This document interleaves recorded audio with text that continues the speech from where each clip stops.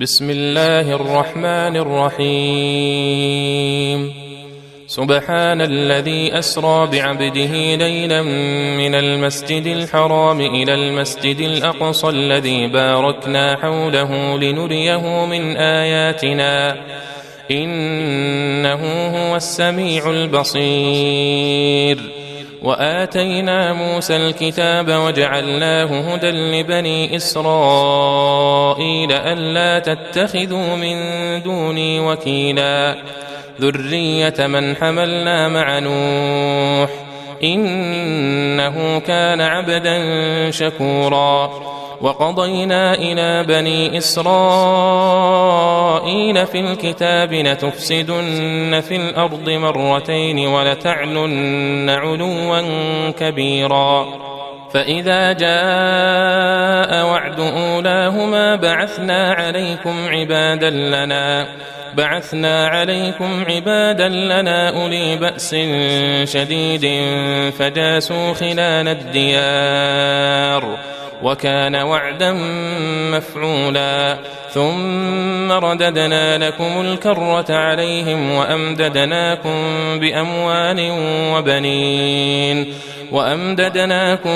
بأموال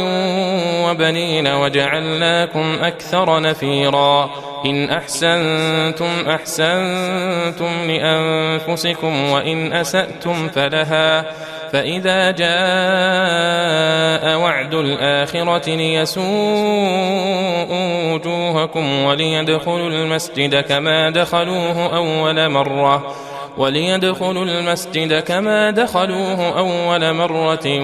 وليتبروا ما علوا تتبيرا عسى ربكم أن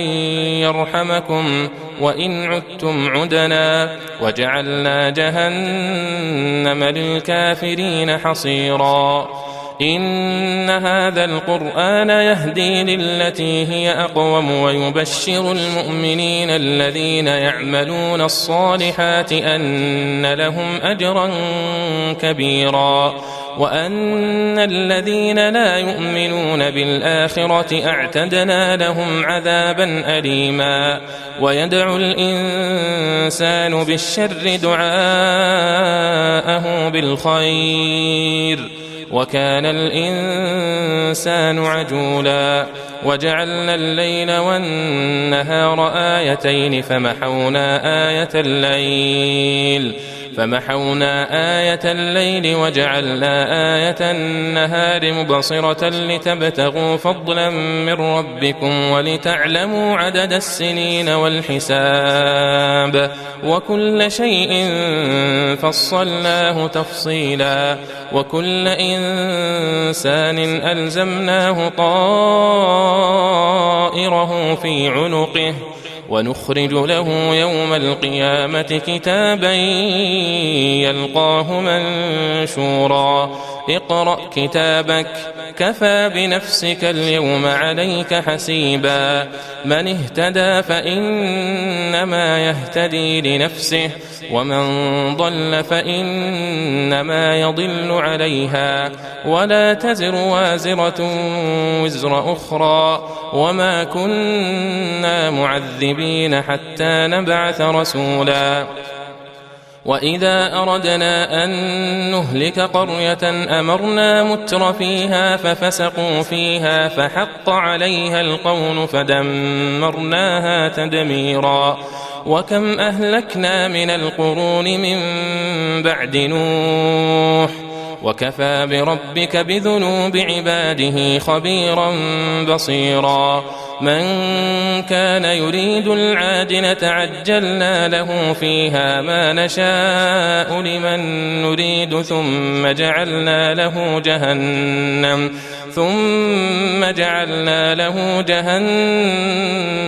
يصلاها مذموما مدحورا ومن أراد الآخرة وسعى لها سعيها وهو مؤمن فأولئك كان سعيهم مشكورا كلا نمد هؤلاء وهؤلاء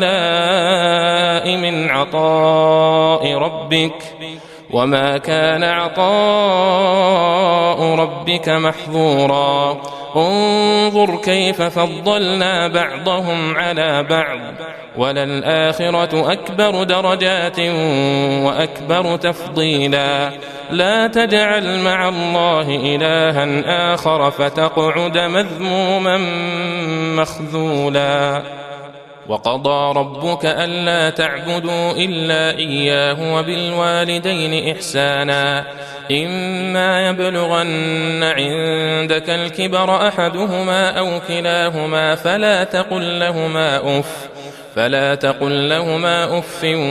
ولا تنهرهما وقل لهما قولا كريما واخفض لهما جناح الذل من الرحمة وقل رب ارحمهما كما ربياني صغيرا ربكم أعلم بما في نفوسكم إن تكونوا صالحين فإنه كان للأوابين غفورا وآت ذا القربى حقه والمسكين وابن السبيل ولا تبذر تبذيرا إن المبذرين كانوا إخوان الشياطين وكان الشيطان لربه كفورا وإما تعرضن عنهم ابتغاء رحمة من ربك ترجوها فقل لهم قولا ميسورا ولا تجعل يدك مغلولة إلى عنقك ولا تبسطها كل البسط فتقعد ملوما محسورا إن ربك يبسط الرزق لمن يشاء ويقدر إنه كان بعباده خبيرا بصيرا ولا تقتلوا أولادكم خشية إملاق نحن نرزقهم وإياكم إن قتلهم كان خطأ كبيرا ولا تقربوا الزنا إنه كان فاحشة وساء سبيلا ولا تقتلوا النفس التي حرم الله إلا بالحق ومن قتل مظلوما فقد جعلنا لوليه سلطانا فلا يسرف في القتل إنه كان منصورا ولا تقربوا مال اليتيم إلا بالتي هي أحسن حتى يبلغ أشده وأوفوا بالعهد إن العهد كان مسؤولا وأوفوا الكيل إذا كلتم وزنوا بالقسطاس المستقيم ذلك خير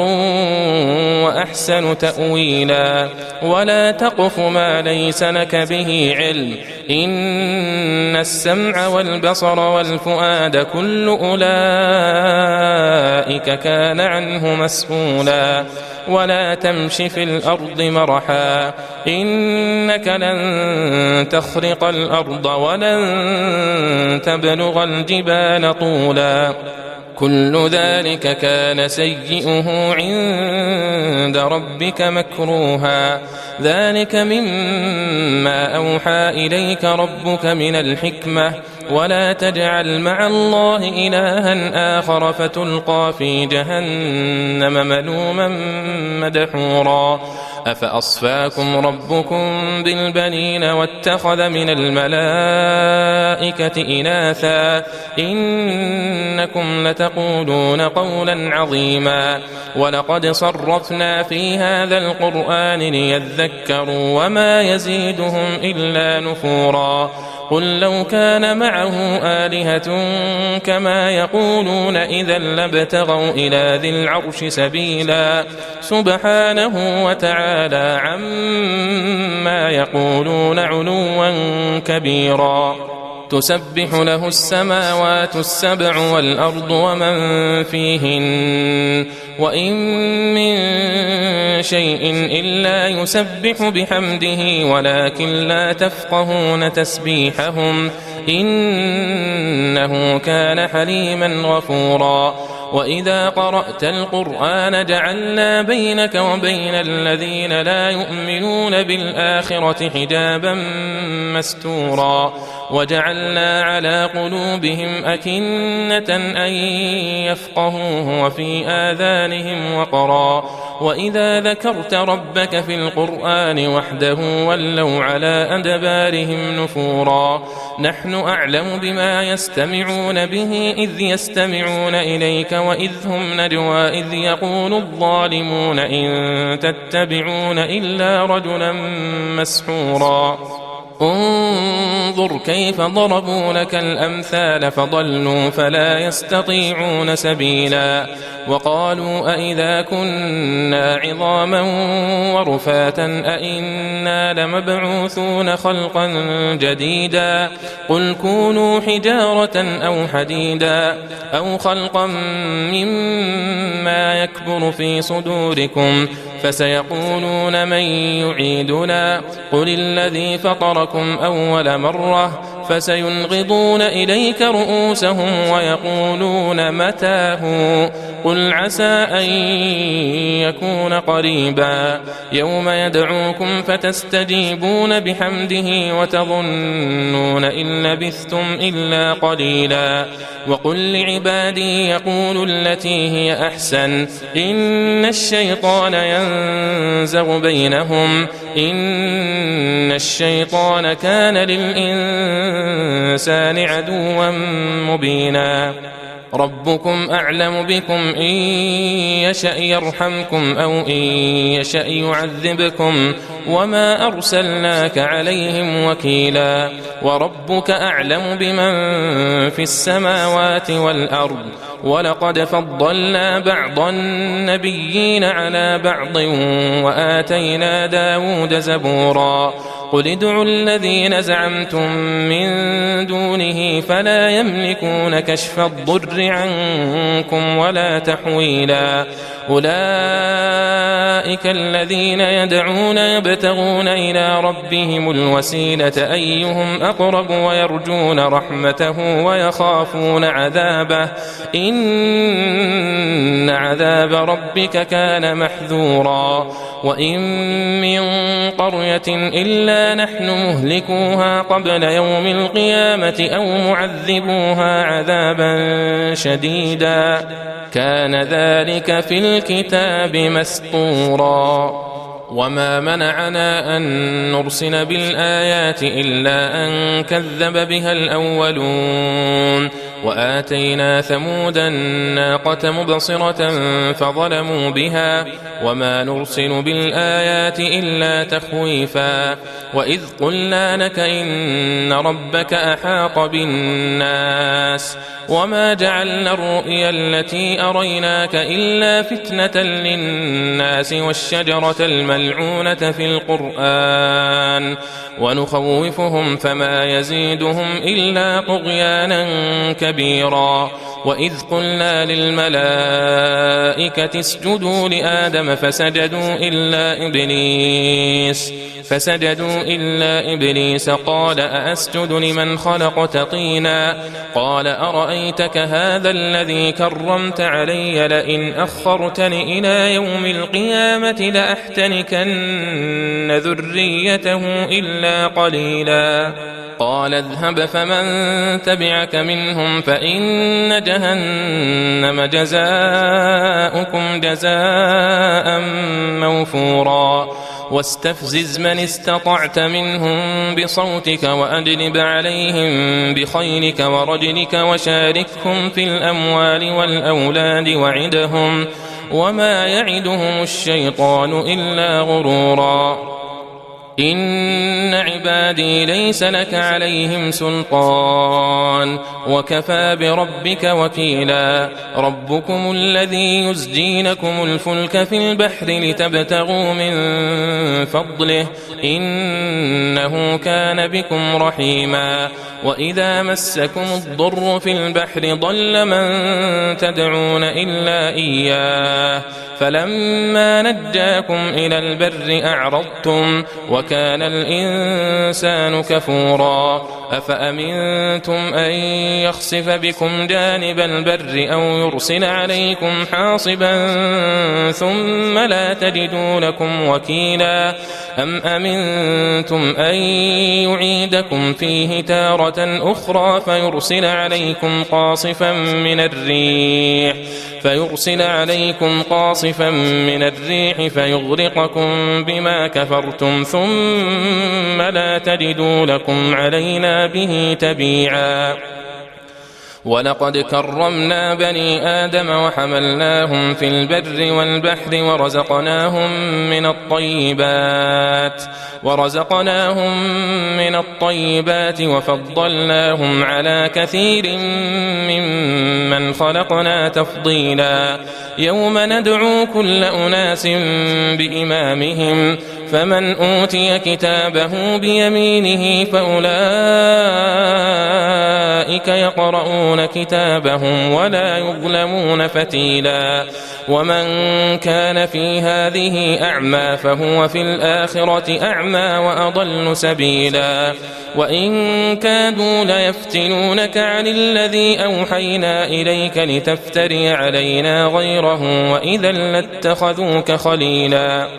ولولا أن ثبتناك لقد كدت تركن إليهم شيئا قليلا إذا لأذقناك ضعف الحياة وضعف الممات ثم لا تجد لك علينا نصيرا وإن كادوا ليستفزونك من الأرض ليخرجوك منها وإذا لا يلبثون خلافك إلا قليلا سنة من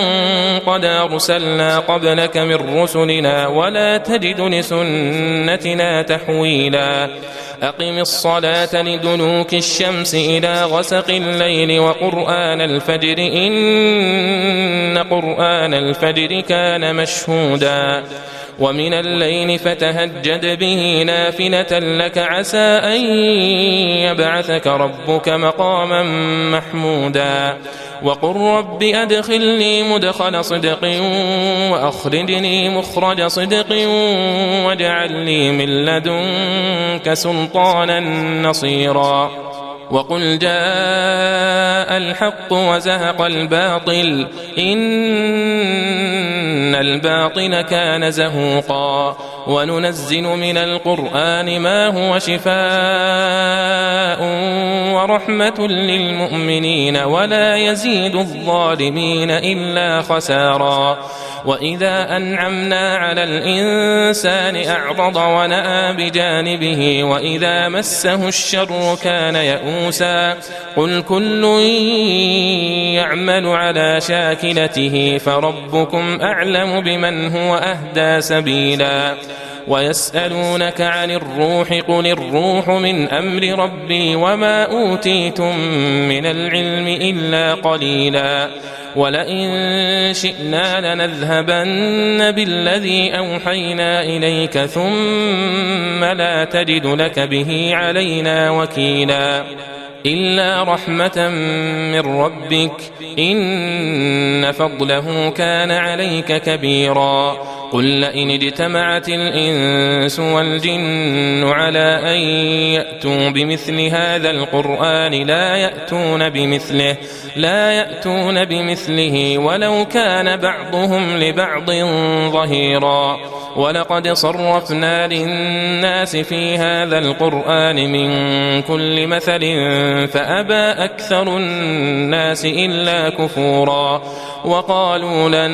نؤمن لك حتى تفجر لنا من الأرض ينبوعا أو تكون لك جنة من نخيل وعنب فتفجر الأنهار خلالها تفجيرا أو تسقط السماء كما زعمت علينا كسفا أو تأتي بالله والملائكة قبيلا أو يكون لك بيت من زخرف أو ترقى في السماء ولن نؤمن لرقيك حتى تنزل علينا كتابا نقرأه قل سبحان ربي هل كنت إلا بشرا رسولا وما منع الناس أن يؤمنوا إذ جاءهم الهدى إلا أن قالوا أبعث الله بشرا رسولا قل لو كان في الأرض ملائكة يمشون مطمئنين لنزلنا عليهم من السماء ملكا رسولا قل كفى بالله شهيدا بيني وبينكم إنه كان بعباده خبيرا بصيرا ومن يهد الله فهو المهتد ومن يضلل فلن تجد لهم أولياء من دونه ونحشرهم يوم القيامة على وجوههم عميا وبكما